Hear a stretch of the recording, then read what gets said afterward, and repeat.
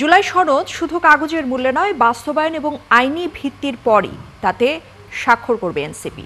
যমুনার প্রধান উপদেষ্টার সঙ্গে বৈঠকে এই কথাই জানিয়েছে দলটি। বৈঠক শেষে ব্রিফিংয়ে এই কথা জানান দলটির আহ্বায়ক নাহিদ ইসলাম। এ বিষয়ে প্রধান উপদেষ্টাকে জুলাই সনদ বাস্তবায়নে আদেশ জারি করারও তাগিদ দিয়েছে দলটি। আর একই সঙ্গে জুলাই গণহত্যায় সারা দেশে হওয়া মামলার বিচারের বিষয়ে সরকারের পদক্ষেপ সম্পর্কেও প্রধান উপদেষ্টার কাছে জানতে চায় তারা। এ আন্দোলনে শহীদ পরিবার এবং আহতদের নিরাপত্তা এবং বিচারের রোডম্যাপের দাবি জানানো হয়। এছাড়াও জনপ্রশাসন এবং উপদেষ্টা পরিষদের দলীয়করণের বিরুদ্ধেও ব্যবস্থা নেওয়ার আহ্বান জানানো হয় প্রধান উপদেষ্টাকে। বৈঠকে নির্বাচন কমিশন নিয়ে উদ্বেগ জানিয়ে ইসি নিরপেক্ষতা নিয়ে প্রশ্ন তোলে এনসিপি। সুষ্ঠু নির্বাচনের জন্য নির্বাচন কমিশন পুনর্গঠন করারও দাবি জানায় দলটি।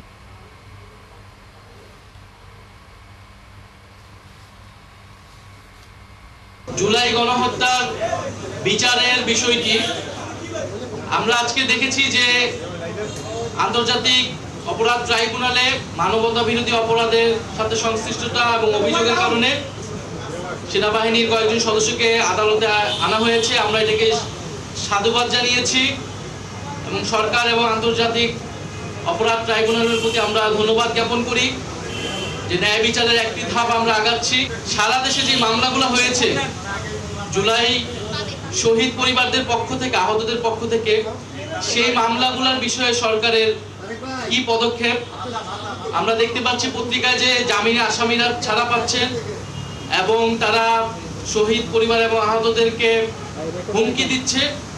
ফলে সেই জায়গায় শহীদ পরিবার আহতদের নিরাপত্তা এবং বিচারের একটা রোড ম্যাপ আমরা চেয়েছি যে নির্বাচনের আগে যাতে বিচারের একটা রোড ম্যাপ প্রকাশ করা হয়। তো জুলাই সনদ স্বাক্ষর অনুষ্ঠান আয়োজিত হয়েছে এবং জাতীয় নাগরিক পার্টি সেখানে অংশগ্রহণ করে নাই। ফলে আমরা আমাদের অবস্থান সরকারের কাছেও তুলে ধরেছি, ঐক্যমত্য কমিশনের কাছেও আমরা তুলে ধরেছি। আমরা সেই কথাগুলো পুনর্ব্যক্ত করেছি যে জুলাই সনদে শুধু কাগজে মূল্যে আমরা বিশ্বাসী নই।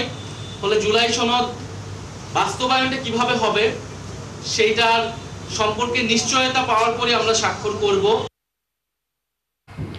দেশের সার্বিক পরিস্থিতি নিয়ে প্রধান উপদেষ্টা ডক্টর মোহাম্মদ ইউনূসের সঙ্গে বৈঠক করছে বাংলাদেশ জামায়াতে ইসলামীর প্রতিনিধি দল।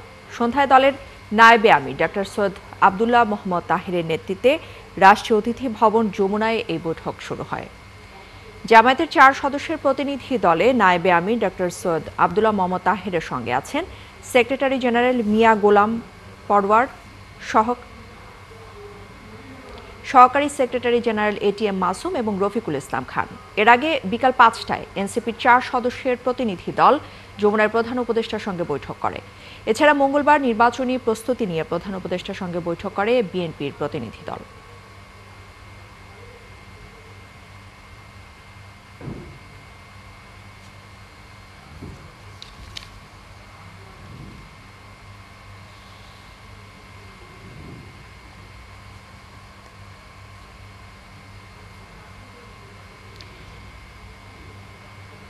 দর্শক, এই মুহূর্তে যমুনায় আমাদের সহকর্মী রাশেদ আনিস আছেন। আমরা সবশেষ তথ্য জানতে তার কাছে চলে যেতে চাই। আনিস, একটু জানাবেন যে আমরা কিন্তু বলছিলাম যে জামায়াতে ইসলামীর বৈঠক শুরু হয়েছে এবং এনসিপি এরই মধ্যে বৈঠক শেষ করে প্রেস ব্রিফিংও করেছেন। কি বিষয়ে আলোচনা হলো, আসলে এই মুহূর্তে সবশেষ কি তথ্য রয়েছে আপনার কাছে?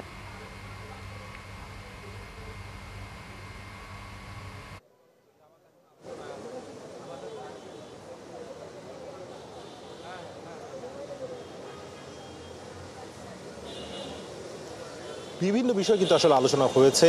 এনসিপি যেমনটি নাহিদ ইসলাম দলটির আহ্বায়ক জানাচ্ছিলেন, তারা একাধিক বিষয়ে, আমরা অল্প কিছুক্ষণ আগেও যখন লাইভে ছিলাম তখন কিন্তু বলছিলাম যে এই সমস্ত বিষয়গুলো নিয়ে কথা হতে পারে।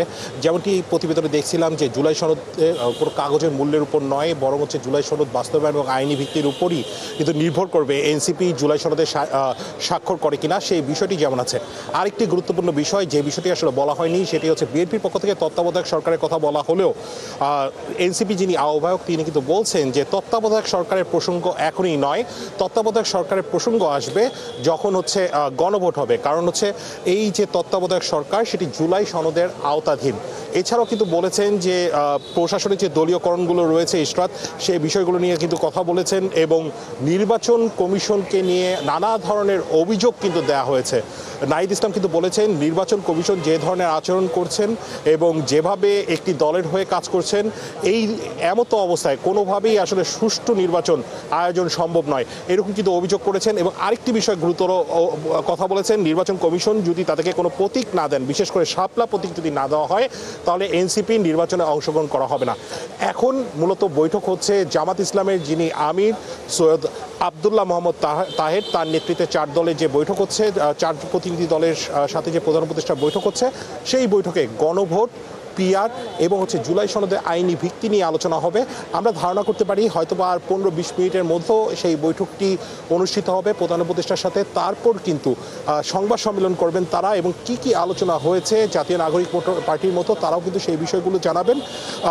আপনি জানেন যে গতকাল কিন্তু আসলে বিএনপি আলোচনা করেছে, এই নিয়ে কিন্তু আসলে 3টি দলই কিন্তু আলোচনা করে ফেলেছে এবং পরবর্তীতে হয়তোবা অন্যান্য যে রাজনৈতিক দলগুলো রয়েছে তাদের সাথে প্রধান উপদেষ্টা বসবেন এবং কথা বলবেন। ইশরাত। রাশেদ আনিস, আপনাকে অসংখ্য ধন্যবাদ আমাদের সাথে যুক্ত হওয়ার জন্য। দর্শক, রাশেদ আনিস আমাদের সাথে যুক্ত হয়েছিলেন প্রধান উপদেষ্টার সরকারি বাসভবন যমুনা থেকে।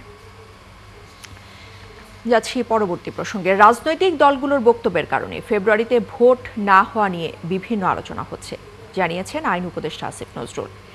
বুধবার তিনি জানিয়েছেন নির্বাচন করতে সরকার বদ্ধপরিকর, ওই সময় সরকার নিরপেক্ষ ভূমিকা পালন করবে বলেও জানিয়েছেন তিনি।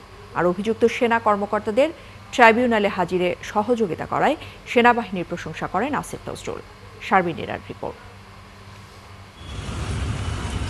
রাজনৈতিক দলগুলোর সাথে ধারাবাহিক বৈঠক করেছেন প্রধান উপদেষ্টা ডক্টর মোহাম্মদ ইউনূস। সরকারের পক্ষ থেকে বারবার বলা হচ্ছে ফেব্রুয়ারিতেই অনুষ্ঠিত হবে জাতীয় নির্বাচন, তারপরেও সন্দেহ সংশয় নিয়ে এক ধরনের আলোচনা চলছে দেশ জুড়ে। আইন উপদেষ্টা বলছেন রাজনৈতিক দলগুলোর পাল্টাপাল্টি অভিযোগে এমন আলোচনার খোরাক তৈরি হচ্ছে। রাজনৈতিক দলগুলোর মধ্যে যেরকম অনৈক্য থাকে ওনারা একজন আরেকজনের বিরুদ্ধে যেভাবে বলে ওইটার কারণে হয়তো। তবে আমার ধারণা যখন আমরা জুলাই সনদ বাস্তবায়নের ক্ষেত্রে বাস্তব অগ্রগতি দেখব, এই সম্পর্কে সকল সংশয় খুব দ্রুত তখন আশা করি কেটে যাবে। নির্বাচনকালীন সরকার ছোট না বড় হবে সে বিষয়ে কোনো আলোচনা হয়নি। প্রধান উপদেষ্টার সাথে বৈঠকে তত্ত্বাবধায়ক নয় বিএনপি দাবি জানিয়েছে নিরপেক্ষ থাকার। তত্ত্বাবধায়ক সরকার চাই এটা বলে নাই, বলেছে ইন্টারিম সরকারকে তত্ত্বাবধায়ক সরকারের মতো রোল পালন করবে। এটা বলতে তত্ত্বাবধায়ক সরকার আমাদের একটা নিরপেক্ষ ভূমিকা চেয়েছে। নির্বাচনকালীন সরকার ছোট হবে নাকি এই ধরনের কোনো দাবিও কোনো মহল থেকে উত্থাপিত হয়। এদিকে অভিযুক্ত সেনা কর্মকর্তাদের ট্রাইব্যুনালে হাজির ও সাব জেলে রাখার বিষয়ে কথা বলেন আইন উপদেষ্টা। আইনের শাসনের প্রতি যেই শ্রদ্ধাবোধ দেখিয়েছেন এটা আমরা খুব পজিটিভলি দেখছি। আর সাব জেলে কেন রাখা হয়েছে বা ওনারা কোথায় রাখা হবে এটা সম্পূর্ণভাবে স্বরাষ্ট্র মন্ত্রণালয়ের দায়িত্বভুক্ত বিষয়। অন্তর্বর্তী সরকারকে নিয়ে বিভিন্ন দলের অভিযোগকে ইতিবাচকভাবেই দেখা হচ্ছে বলেন আইন উপদেষ্টা। শারমিন নীরা, ৭১, ঢাকা। বিএনপির নেতৃত্বাধীন নির্বাচনী জোটে এনসিপি সহ বাম এবং ডানপন্থী কয়েকটি দল যুক্ত হতে পারে বলে জোর গুঞ্জন আছে। তবে একসময়ের শরিক জামায়াতে ইসলামী এই জোটে থাকছে না, এমনটাও বলছেন দলটির নীতি নির্ধারকরা।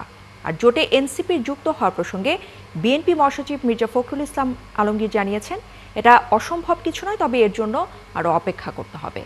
শফিকুল হকের বিশেষ প্রতিবেদন।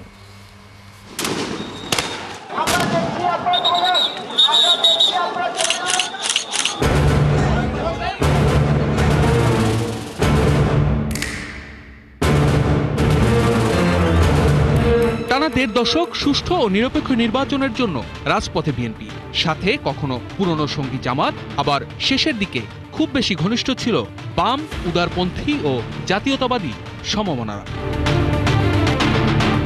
সবশেষ ২০১৮ সালে বিএনপি সহ সমমনা রাজনৈতিক দলগুলোর নির্বাচনী জোট জাতীয় ঐক্যফ্রন্ট ঘটা করে নির্বাচনে এলেও হাসিনা প্রশাসন নিয়ন্ত্রিত রাতের ভোটে খুব একটা সুবিধা করতে পারেনি সেই জোট। এরপর ২৪-এর নির্বাচন বর্জন করে বিএনপি। দীর্ঘ এই লড়াইয়ে কে কেমন সেটা খুব ভালো করেই জানে বিএনপির হাইকমান্ড। স্বৈরাচার হাসিনাবিহীন রাজনীতির ক্যানভাসে এখন জোরালো আলোচনার বিষয় জাতীয় ঐক্য। আসছে নির্বাচনে সেই সমীকরণও নিজস্ব ধরনে মেলাবে জাতীয়তাবাদী দল। নির্বাচনের পর যে দলগুলো আমরা আন্দোলন করেছিলাম তাদেরকে নিয়ে আমরা একটা ন্যাশনাল গভর্নমেন্ট তৈরি করবো। আমরা তো ওই জায়গাতেই আছি, এখন ওখান থেকে সরিনি। সুতরাং জোট হবে কি না এটা আমরা এখনো বলতে পারছি না। বিএনপির অন্যতম এই শীর্ষ নেতা বলছেন, দলীয় মনোনয়ন ঠিক করার পাশাপাশি আসন বন্টনের মতো বিষয়গুলো এখনো আলোচনার টেবিলে। এই ব্যাপারে আলোচনা হচ্ছে, কোনো সুনির্দিষ্ট কোনো আপনার সংখ্যা নির্ধারিত হয়নি। তবে আমার বিশ্বাস যে নিঃসন্দেহে আপনার সবটা মিলিয়ে একটা ভালো সবাই যেটা এগ্রি করবে সেটাই আমরা করবো। জাতীয় সরকারে এখন আমাদের সঙ্গে যারা থাকবেন, একমত হবেন, তারাই আসবে। যদি কেউ আসতে চাই তাদের কথা তো আমরা বলতে পারবো না, but we will have that, মানে অ্যাপিলটা থাকবে আমাদের। নির্বাচনী লড়াইয়ে অভ্যুত্থানপন্থী আর কারা হতে পারে বিএনপির নির্বাচনী জোট সঙ্গী? প্রশ্ন ছিল তরুণদের দল এনসিপি বিএনপির সঙ্গে জোট বাঁধবে কিনা। অসম্ভব নয়, এগুলো তো ডিপেন্ড করে লাস্ট মোমেন্ট একটা আপনার পর্যন্ত অপেক্ষা করতে হয়। এই ধরনের জোট টোটের ব্যাপারে লাস্ট মোমেন্ট পর্যন্ত অপেক্ষা করতে হয়। জোট যাই হোক, নির্বাচনের আগে অন্তর্বর্তী সরকারের নিরপেক্ষতা প্রমাণ করার তাগিদ বিএনপির এই শীর্ষ নেতার। এখন it's high time the government should look like an caretaker government. তাদের এখনই সময় যে তাদের সব কেয়ারটেকার গভর্নমেন্ট ভাবে তাদেরকে যেন সবাই বুঝতে পারে, দেখতে পারে। এটা এখন কাজ শুরু করে দেওয়া উচিত আর কি, কেয়ারটেকার গভর্নমেন্ট হিসেবে। শফিকুল হক, ৭১, ঢাকা। দর্শক, রাষ্ট্রীয় অতিথি ভবন যমুনায় এই মুহূর্তে বৈঠক শেষে কথা বলছেন জামায়াতে ইসলামীর নেতারা। আমরা সরাসরি চলে যাচ্ছি সেখানে। করছি যে আমাদের পূর্ব নির্ধারিত শিডিউল অনুযায়ী মাননীয় প্রধান উপদেষ্টার সঙ্গে বাংলাদেশ জামায়াতে ইসলামীর সম্মানিত নেতৃবৃন্দের যে বৈঠক, সেটা যথাসময়ে অনুষ্ঠিত হয়েছে অত্যন্ত সৌহার্দ্যপূর্ণ পরিবেশে। আমাদের এই প্রতিনিধি দলের নেতৃত্ব দিয়েছেন বাংলাদেশ জামায়াতে ইসলামীর সম্মানিত নায়েবে আমির, সাবেক সংসদ সদস্য ডক্টর সৈয়দ আব্দুল্লাহ মোহাম্মদ তাহের, এবং আমাদের প্রতিনিধি দলে আরও সংযুক্ত ছিলেন, আপনারা দেখতে পাচ্ছেন। আমার বাঁদিকে মৌলানা এটিএম মাসুম, সহকারী সেক্রেটারি জেনারেল। ডান দিকে আছেন আরও একজন সম্মানিত সহকারী সেক্রেটারি জেনারেল মৌলানা রফিকুল ইসলাম খান। তো আমরা আপনাদের কাছে বিনয়ের সাথে অনুরোধ করছি, আপনারা অনেকে হয়তো কি জানেন, আমাদের এই ডেলিগেশনের সম্মানিত নেতা ডক্টর সৈয়দ আব্দুল্লাহ মোহাম্মদ তাহের কিছুটা সাময়িক অসুস্থতা অবস্থায়ও আমাদের আজকে ডেলিগেশনের নেতৃত্ব দিয়েছেন। এজন্য উনি কথা বলবেন ধীরে, এবং আপনাদের সহযোগিতা আমরা কামনা করি। এখন আজকে এই সাক্ষাৎ সম্পর্কে ব্রিফিং দিচ্ছেন আমাদের সম্মানিত নায়েবে আমির ডক্টর সৈয়দ আব্দুল্লাহ মোহাম্মদ তাহের। জি, বিসমিল্লাহির রহমানির রহিম, নাহমাদুহু ওয়া নুসাল্লি আলা রাসূলিল্লাহ। সম্মানিত এবং প্রিয় সাংবাদিক বন্ধুগণ, আসসালামু আলাইকুম ওয়া রাহমাতুল্লাহি ওয়া বারাকাতুহু। আমি আল্লাহর রহমতে খুব ভালো আছি। আমেরিকা একটু লম্বা সফর ছিল, একটু ডায়াবেটিকের ইমব্যালেন্স হচ্ছিল, সেই জন্য একটু হসপিটালে কারেক্ট করছি। আলহামদুলিল্লাহ সুস্থ আছি, আলহামদুলিল্লাহ। আপনারা দোয়া করবেন, ভালোই আছি। আজকে আমরা এসেছিলাম কয়েকটি বিষয়ে মাননীয় চিফ অ্যাডভাইজারের দৃষ্টি আকর্ষণ করার জন্যে, এবং কিছু বিষয়ে আমাদের মতামত এবং করণীয়, এই সরকারের করণীয় সম্পর্কে আলোচনা করার জন্য। প্রথমে আমরা ওনাকে ধন্যবাদ জানিয়েছি আমেরিকাতে ওনার সাথে দেশের প্রধান রাজনৈতিক দলগুলোর প্রতিনিধিদের সাথে নেওয়ার জন্যে, যেটা আমাদের ডেলিগেশনের মর্যাদা সেখানে বৃদ্ধি করেছে এবং জনগণের পার্টিসিপেশন তৈরি হয়েছে।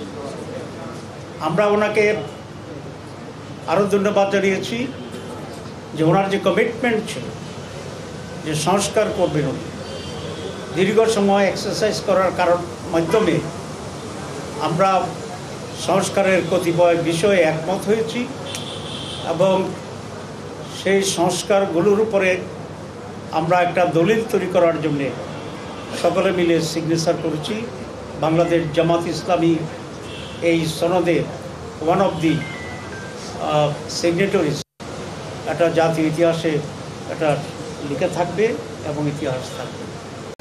মাননীয় উপদেষ্টার পক্ষ থেকে আমাদেরকে ধন্যবাদ জানানো হয়েছে। আমরা যেহেতু এখানে সিগনেচার করেছি, তার এফার্টকে আমরা সমর্থন করছি। এ প্রসঙ্গে আমরা খুব দুটি স্পষ্ট কথা বলেছি যে দীর্ঘ কয়েক মাস ধরে বহু লোকের পরিশ্রমে, বিভিন্ন রাজনৈতিক দলের অংশগ্রহণে আমরা যে ঐকমত্যে পৌঁছেছি, বেসিক্যালি প্রায় ৮০-র উপরে সংস্কারে, তার ভিতরে বেসিক কতগুলো পয়েন্টস আছে যেটির সংখ্যা 19টির মতো, এবং এখানে আমরা সকলেই সিগনেচার করেছি।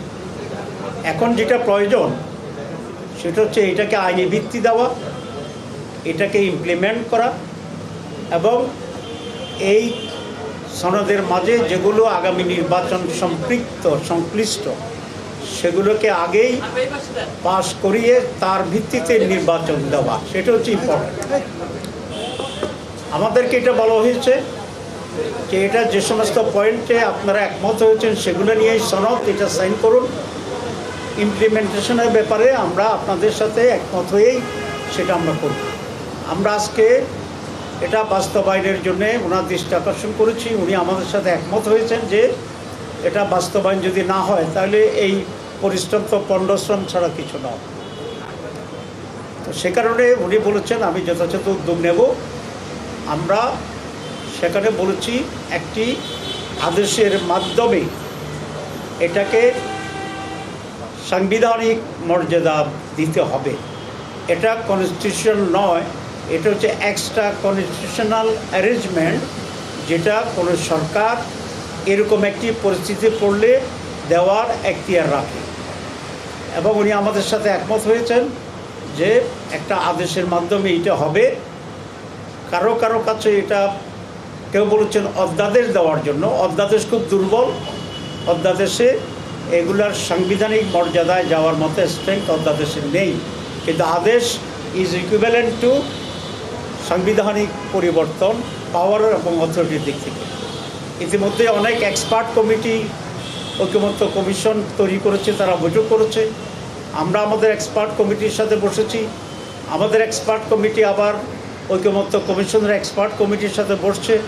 এখনও সেই বসা অব্যাহত আছে এবং সকলেই এই পরামর্শ দিয়েছেন যে একটি আদেশের মাধ্যমেই এটাকে বৈধতা দিতে হবে, আর সেই আদেশের উপরেই গণভোট হবে। আমরা এটা ক্লিয়ারলি বলে আসছি। উনি আমাদের কথায় কনভিন্সড হয়েছেন বলে আমাদের মনে হয়। আমরা আশা করি সেদিকে যাব। 2 নম্বর, আমরা গণভোটের ব্যাপারে বলেছি। আপনারা জানেন গণভোটের ব্যাপারে বিএনপি কোনোভাবে রাজি হচ্ছিল না প্রথম দিকে। আমরা এটা জোর দিয়েছিলাম, কিন্তু শেষ পর্যন্ত বিএনপি গণভোটে রাজি হয়েছে। আমরা বিএনপিকে ধন্যবাদ জানাই। এখন তারপরেও তারা একটা জটিলতা তৈরি করার চেষ্টা করছে, সেটা হচ্ছে গণভোট এবং জাতীয় নির্বাচন একদিনে হইতে হবে। দুটো একেবারে আলাদা জিনিস। একটা হচ্ছে জাতীয় নির্বাচনে জনপ্রতিনিধিরা নির্বাচিত হয়ে দেশে কারা সরকার চালাবে সেটা সিদ্ধান্ত হবে, আর গণভোট হচ্ছে আমাদের কতগুলো রিফর্মস, সংস্কার, যেগুলো কিভাবে সরকার পরিচালনা হবে, কিভাবে নির্বাচন সুষ্ঠু হবে, কিভাবে প্রধানমন্ত্রীর ক্ষমতা থাকবে, এসব মৌলিক বিষয়। এটার সাথে এটার কোনো রিলেশন নাই। সেই জন্য দর্শক, প্রধান উপদেষ্টার সাথে বৈঠক শেষে জামায়াতে ইসলামীর নায়েবে আমির ডক্টর সৈয়দ আব্দুল্লাহ মোহাম্মদ তাহের সাংবাদিকদের ব্রিফ করছিলেন, দেখছিলেন এর সরাসরি সম্প্রচার। কোনো চাপের কাছে নতি স্বীকার করবে না ইসি, এমনটা জানিয়েছেন প্রধান নির্বাচন কমিশনার। বুধবার তিনি বলেন নির্বাচনে অন্যায় করলে কারো পার পাওয়ার কোনো সুযোগ থাকবে না। আর কমিশনাররা জানিয়েছেন বিগত নির্বাচনগুলোতে সরকারি কর্মকর্তাদের যে সম্মানহানি হয়েছে তা আগামীতে ফেরানোর সুযোগ আছে। ফারজান আক্তারের প্রতিবেদন। মনে হয় যেটা আমার সাথে আমরা ত্রয়োদশ সংসদ নির্বাচনকে সামনে রেখে উপজেলা নির্বাহী কর্মকর্তাদের প্রশিক্ষণের ব্যবস্থা করে নির্বাচন কমিশন, যেখানে দায়িত্ব পালনের সময় নিরপেক্ষ থাকার বিষয়টি গুরুত্ব পায়। আমাদের দরকার নেই এত উৎসাহী হওয়ার, আবার অতি সাহসী হওয়ারও দরকার নেই। ইউএনওদের সততার সাথে কাজ করার নির্দেশ দেন নির্বাচন কমিশনাররা। একটা তত্ত্বাবধায়ক সরকারের আবহ সৃষ্টির চেষ্টা হচ্ছে, নির্বাচন কমিশন থেকে আপনাদের প্রতি মেসেজ হচ্ছে কোনো ভয় নেই, সঠিক কাজ করবেন, নির্বাচন কমিশন আপনাদের সাথে আছে। কিন্তু উদ্দেশ্যমূলকভাবে কোনো কাজ করলে কিন্তু সাংঘাতিক পেরেশানিতে পড়বেন। সুষ্ঠু নির্বাচন আয়োজনে দেয়ালে পিঠ ঠেকে গেছে কমিশনের বলেও মন্তব্য করেন একজন কমিশনার। দেয়ালে পিঠ ঠেকে গেছে, অনুগ্রহপূর্বক আমরা আমাদের যার যার দায়িত্ব, সেই দায়িত্ব যদি আমরা পালন করি, নিশ্চয়ই আমরা মুক্তিযুদ্ধ যেহেতু করে স্বাধীনতা নিয়েছি, নিশ্চয়ই আমরা আমাদের সকল প্রতিকূল অবস্থাকে বৃদ্ধাঙ্গুলি দেখিয়ে সত্য এবং ন্যায় প্রতিষ্ঠা করার স্বার্থে সুন্দর, সুষ্ঠু এবং সাধারণ একজন মানুষের নিকট যে গ্রহণযোগ্য নির্বাচন, সেই নির্বাচন দিতে পারবো। সিইসি বলেন তারা কারো কাছে নতি স্বীকার করবেন না। We will not bend to any pressure. সেটা আমি এই মেসেজটা আপনাদের কাছে ডিসেমিনেট করতে চাই। আপনারাও কোনো প্রেশারের কাছে নতি স্বীকার করবেন না, কোনো চাপের কাছে নতি স্বীকার করবেন না, এবং সম্পূর্ণভাবে নিজের সিদ্ধান্তে, আইন অনুযায়ী সিদ্ধান্তে অটল থাকবেন। আমাদের পক্ষ থেকে আমরা সার্বিক সহযোগিতা দেব, এবং নির্বাচন কমিশনও কিন্তু কারো কোনো অন্যায় চাপের কাছে নতি স্বীকার করবে না। আগামীতে সুষ্ঠু নির্বাচনের বিকল্প নেই বলে জানান কমিশনাররা। আমরা আপনাদেরকে অন্যায় কোনো ফারজানা আক্তার, ৭১, ঢাকা। জুলাই আন্দোলনের অন্যতম সেনানী বেসরকারি বিশ্ববিদ্যালয়ের নারী শিক্ষার্থীদের অধিকাংশই এখন আর রাজনীতি নিয়ে ভাবতে পছন্দ করেন না। তবে আসছে নির্বাচনে ভোট দেয়া নিয়ে বেশ আগ্রহ রয়েছে তাদের। এক্ষেত্রে যেই জিতুক না কেন তারা চান নিরাপত্তা। আরও জানাচ্ছেন সুফিয়ান ফারাবি।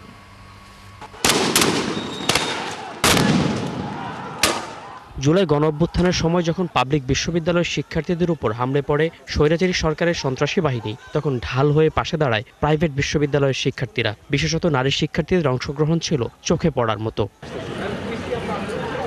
পাবলিক বিশ্ববিদ্যালয়ের সহপাঠীদের অনেকেই এখন রাজনীতিতে সক্রিয়, সরব। তবে প্রাইভেটের নারী শিক্ষার্থীরা নিজেদের অস্তিত্ব খুঁজছেন সর্বত্র, কিন্তু কোথাও তারা নেই।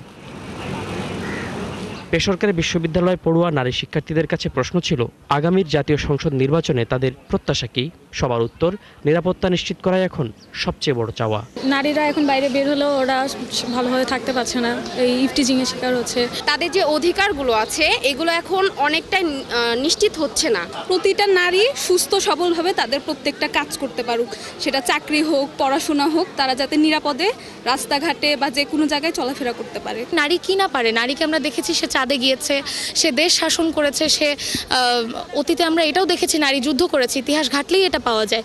নারী প্রত্যেকটা কাজই দক্ষতার সঙ্গে করতে পারে যদি সে নিজেকে বিশ্বাস করে। বাংলাদেশ ইউনিভার্সিটি অফ লিবারেল আর্টসের এই শিক্ষিকা শ্রেণীকক্ষের শিক্ষার্থীদের কাছ থেকে আগের মতো রাজনীতি নিয়ে আগ্রহ পাননি। তার মতে, রাষ্ট্র গঠনের চিন্তা ছেড়ে ফেলে ভবিষ্যৎ গড়ার পরিকল্পনায় ব্যস্ত শিক্ষার্থীরা আগ্রহী ছিল, এবং অনেক বেশি তারা একটা যে দেশ গঠন, পুনর্গঠন হবে, সেই পুনর্গঠনের কাজে সক্রিয়ভাবেই অংশগ্রহণ করতে চাচ্ছিল, আগ্রহটা ছিল। কিন্তু তারপরে আস্তে আস্তে আমরা দেখছি যে সেই আগ্রহটা এখন নাই হয়ে যাচ্ছে, এবং এক ধরনের রেজেন্টমেন্টও তৈরি হয়েছে, যে এখন রাদার অনেক বেশি আমি ক্লাসরুমে অবজার্ভ করি তাদের সাথে যে হতাশার কথাগুলো বেশি, যে আমরা তো চেয়েছিলাম, আমরা তো এটা আশা করেছিলাম, কিন্তু সেরকম কিছু হয়নি। নতুন বাস্তবতায় প্রাইভেট বিশ্ববিদ্যালয়ের শিক্ষার্থীদের অংশগ্রহণ নিশ্চিত করতে রাজনৈতিক দলগুলোর সদিচ্ছা প্রয়োজন বলে মনে করেন তিনি। নতুন রাজনীতি করতে চাই, এটা বললাম আমরা আশা আকারে যে আমরা করব, কিন্তু আমরা পুরনো অভ্যাসগুলো, পুরনো অনুশীলনগুলোর মধ্যেই যখন ঢুকে গেলাম, তখন এই নতুন কাজে যুক্ত হতে যারা চেয়েছিলেন তারা কিন্তু আর সেখানে অন্তর্ভুক্ত হলেন না। তা না হলে রাষ্ট্র গঠনে প্রাইভেট বিশ্ববিদ্যালয়ের নারী শিক্ষার্থীদের অংশগ্রহণ কঠিন হবে বলে মনে করেন তিনি। সুফিয়ান ফারাবি, ৭১, ঢাকা।